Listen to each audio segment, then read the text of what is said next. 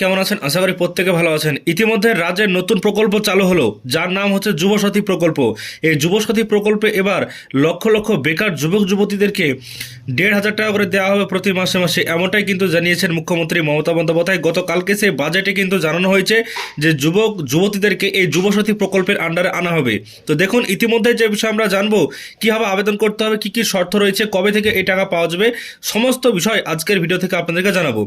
বলা হয়েছে, দেখতে পাচ্ছেন, এবার যুবসাথী মাসে 1,500 টাকা, অর্থাৎ যুবসাথী এই প্রকল্পটা নতুন এক স্কিম, যে স্কিমের মাধ্যমে 1,500 টাকা করে দেওয়া হবে প্রতিটা মাসের ক্ষেত্রে। তো দেখুন, বলা হয়েছে কর্মসংস্থানের লক্ষ্যে ছুটতে থাকা যুব প্রজন্মের হাতে নগদের যোগান বাড়াতে নয়া উদ্যোগ নিলেন মমতা বন্দ্যোপাধ্যায়।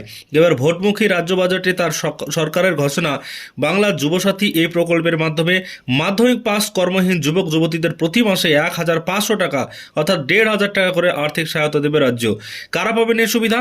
21 থেকে 40 বছর বয়স পর্যন্ত মাধ্যমিক পাস কর্মহীন যুবক যুবতীরা আসছেন বাংলার যুবসাথীর ছাতার নিচে। যতদিন না কর্মসংস্থান নিশ্চিত হচ্ছে অথবা সর্বাধিক 5 বছর পর্যন্ত তারা এই আর্থিক সহায়তা পাবেন। তবে যারা ইতিমধ্যে কোনো সামাজিক সুরক্ষা প্রকল্পের আওতায় রয়েছেন, শিক্ষা সংক্রান্ত ভাতা বা স্কলারশিপ বাদে তারা এর সুবিধা পাবেন না। বৃহস্পতিবার বিধানসভায় মুখ্যমন্ত্রী মমতা বন্দ্যোপাধ্যায়ের উপস্থিতিতে 4 মাসের ভোট অন অ্যাকাউন্ট পেশ করেন রাজ্যের স্বাধীন দায়িত্বপ্রাপ্ত অর্থ প্রতিমন্ত্রী চন্দ্রিমা ভট্টাচার্য।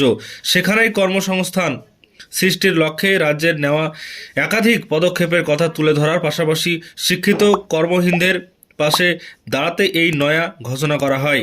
আগামী 15ই আগস্ট থেকে এই প্রকল্প রাজ্যে কার্যকর করবে বলেও এদিন বাজেট বক্তৃতায় জানিয়েছেন অর্থ প্রতিমন্ত্রী। 2026-এর বিধানসভা নির্বাচনের আগে এটাই শেষ বাজেট, অর্থাৎ চতুর্থবার সরকারের এলে এই প্রকল্প চালু করবে মমতা বন্দ্যোপাধ্যায়ের সরকার।